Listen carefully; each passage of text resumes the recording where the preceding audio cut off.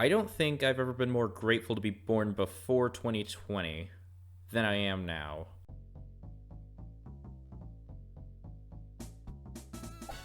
Flash games hold a special place in my heart as my first experience with indie games. I'm bored, and in the computer lab, when I look over at my classmates' screen and see them playing on some website called Cool Math Games? Well, this doesn't have a lot to do with math, I thought, but soon I started to warm up to this website.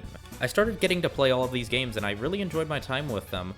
And if my upload schedule is indicative of anything, they will most likely be dead by the time this video gets out.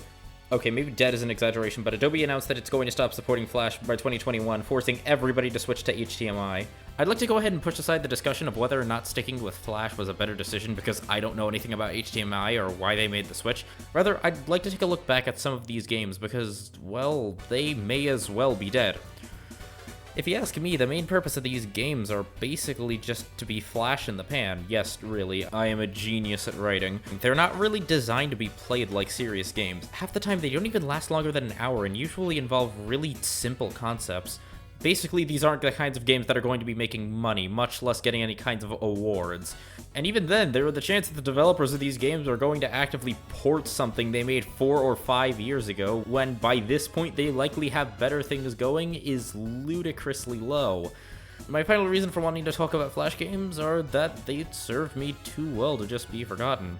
The more people that know about these games, the better, because I truly believe that we'll never get another genre like Flash.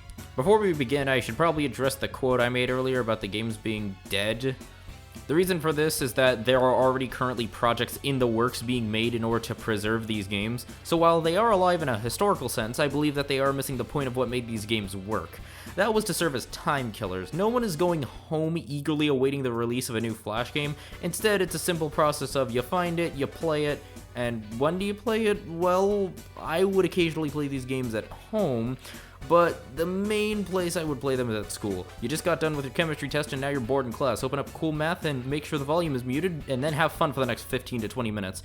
And in that amount of time, you were likely to experience the entirety of what the game had to offer. In a sense, Flash games can almost be seen as an early form of mobile games, the difference being the lack of any ability to make money from these games. Therefore, the only way to make a profit was with popularity, leading to some of the most distinctly unique games in existence. They're not all winners, but they had some effort put into their design in order to make it big. Mobile games have effort, but most of which goes into advertising. These games were a godsend during my school years, and from what I've been seeing, it's the same for many others. They may be dead, but I don't think their legacy should be forgotten. Let's start with probably the most well-known Flash game, mostly because it managed to evolve well outside of its Flash game's origins. Henry Stickmin is a choose-your-own-adventure game that did what Telltale games did, but better. It's also known for having a ton of different references, while also having a surprisingly engaging story with a memorable cast of characters. The game managed to get big mostly due to the remaster, which brought not only the series to the spotlight, but also capped off a series with the 7th and final game, that and also YouTube promoting it like hell and back.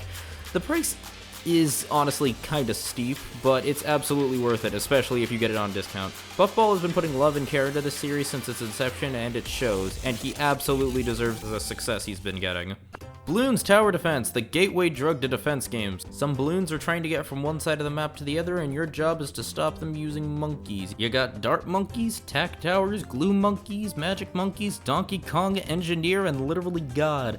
Buy monks to pop balloons, earn money for each pop, and either upgrade your towers that you've already placed or buy new towers. Survive, it's simple, yet somehow the game managed to be very successful and currently has 6 versions. Basic, Basic 2, the Classic, I never played this one and never will, the Casual Experience, and basically competitive Bloons Tower Defense. It may seem simple, but there's still a lot of depth, especially in the 6th game with 3 different pathways and 5 tiers. My favorite tower is probably the Buccaneer because its ability literally just deletes round 60, and Tack Tower. Honestly, though, they're all pretty balanced, and especially given the large variety of maps, you'll never run out of stuff to do. Plus, the game is still getting updates, which is kind of impressive. I'd figured a lot of these devs would just abandon their projects, but hey, good job on succeeding. Next up is World's Hardest Game. Very simple, very addicting, but honestly now it's more like World's most highly difficult game. Not really my cup of tea, but it certainly was entertaining at its time. Another game that I would put into the genre of dying as a part of the experience would be Big Tower Tiny Square, in which a square goes through a giant tower to get revenge on a big square for stealing a pineapple. This is the plot. that you can expect from most Flash games. It's frustrating, but not too bad, although it does have a really disappointing ending. And they also made a Christmas version, because why not? Oh, this one's a classic. Bart Games. These were simple little Flash games that only took about 2 periods to complete and were even easier to understand. They're simple, but they pretty much made a lot of freshman years back in the day. I mean, seriously, some of these games were really funny. I mean, just take a look at Escape 40. I'm a genius now. I know what I'm doing. I definitely didn't give up on this room. Somebody please help me. I don't understand. Also, I swear this guy was out on a mission to make the entire color wheel into a video game. Blacksmith Labs, a classic in the clicker genre. 8th grade me versus my friends to see who can make the numbers go up the fastest.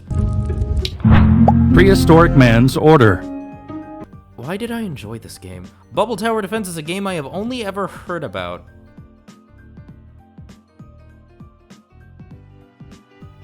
That was boring. Oh, is that Duck Life I spied? No, it's not. I don't need to restart my Duck Life addiction. Johnny Upgrade exists. I mean, it's fun like the first 3 times, now it's kind of stale and really boring. This boss fight is really terrible. Yes, these elephant games. There were several of these that I could name. There is only one level, and there is only one level 2 were pretty interesting at the time, but the real winner comes from Achievement Hunter, where the real friends we made along the way was the tilde key.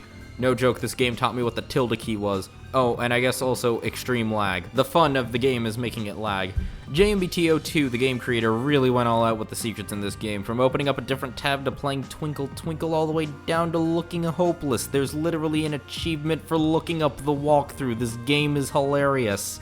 You know, these games are all a blast, but the more that I play them, the more I realize that going out of the way to play these games makes them a lot less fun. Like, sure, being trapped at a school with nothing better to do than sit down and play whatever Blacksmith Labs was supposed to be, or grinding out Big Tower Tiny Squares was fun, but compared to other games, like officially released and licensed games that can hold my attention for the full 20 to 60 hour runtime, these games are often lucky to have me for an hour before I want to do something else. That's the sad thing about these Flash games. It's really just a one-time concept. It's the gaming equivalent of screenplays, ideas that are expanded on for as much as possible, but not really big enough to last several hours. If experimentation is about throwing everything up at the wall to see what sticks, then this is the stuff that only really stuck for like 30 minutes, but not enough to really go anywhere. Simply put, I get the impression that the people who made these games just wanted it to be done with, and very rarely do they want to take the concept to the next level. Similarly, I don't see kids going out of their way to download emulators to run Dig to China, because that's way harder to do and way more effort to put in for a game that's only going to keep you entertained for an hour at best. Especially when previously the only requirement necessary was Google and an easily distracted teacher. Even then, I'd say most of the games I covered are probably better than most of the things coming out of the industry today. And the award for best rating goes to The Last of Us Part 2. I would say that these games are proof that a good concept can be enough to carry a game, and I sincerely hope you guys check out at least some of these games before the year ends. It's kinda sad. I mean, on a technicality speaking, if it weren't for Flash dying, then these games would have just rotted away on Flash game websites forever, but even then, it's good to know people at least care enough about it to preserve it. But you want to know the best part? According to my timer, I've been talking for about 15 minutes thus far, and I still haven't even gotten to my favorite game. In fact, there are several games that I still haven't gone into that are currently flashing up on screen right now because there just wasn't enough time to talk about them. Because I want to get this video out in a reasonable amount of time. I still haven't done the 100 subscriber special yet. So you know what? Rather than talking about them all, I'm just going to pick what I consider to be the cream of the crop when it comes to Flash games.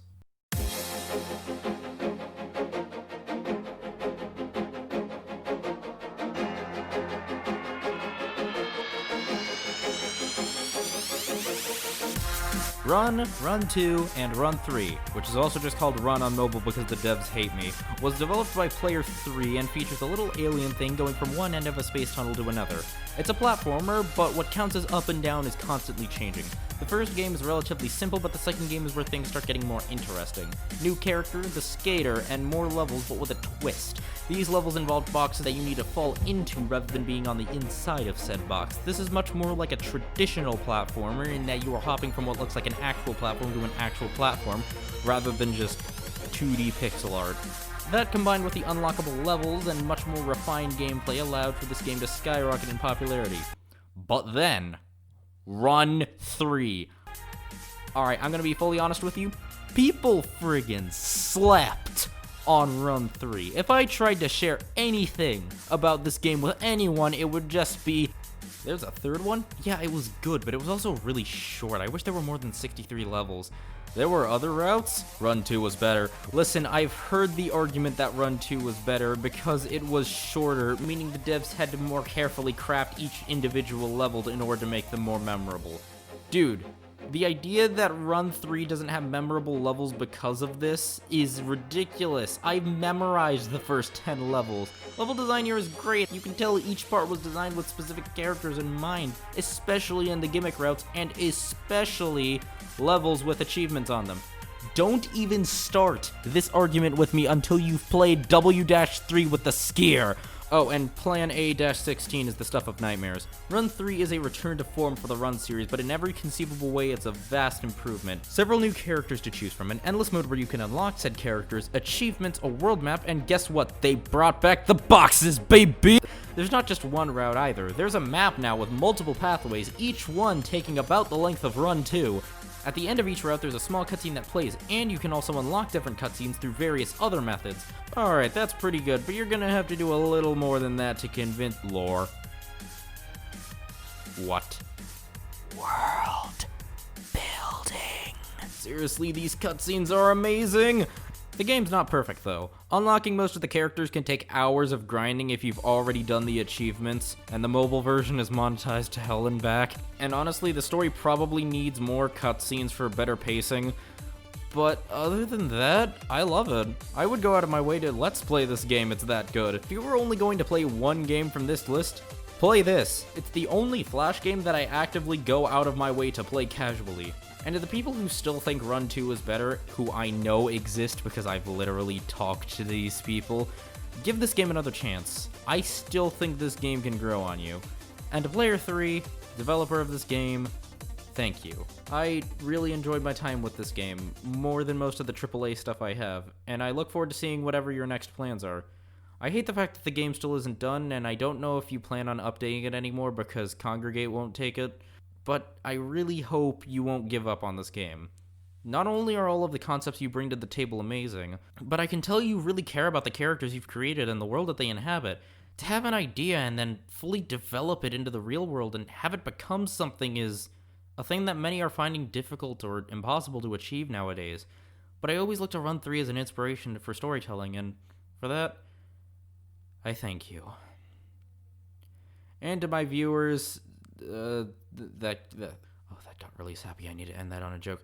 And to my viewers, stand Pastafarian and, I don't know, play Bug Fables.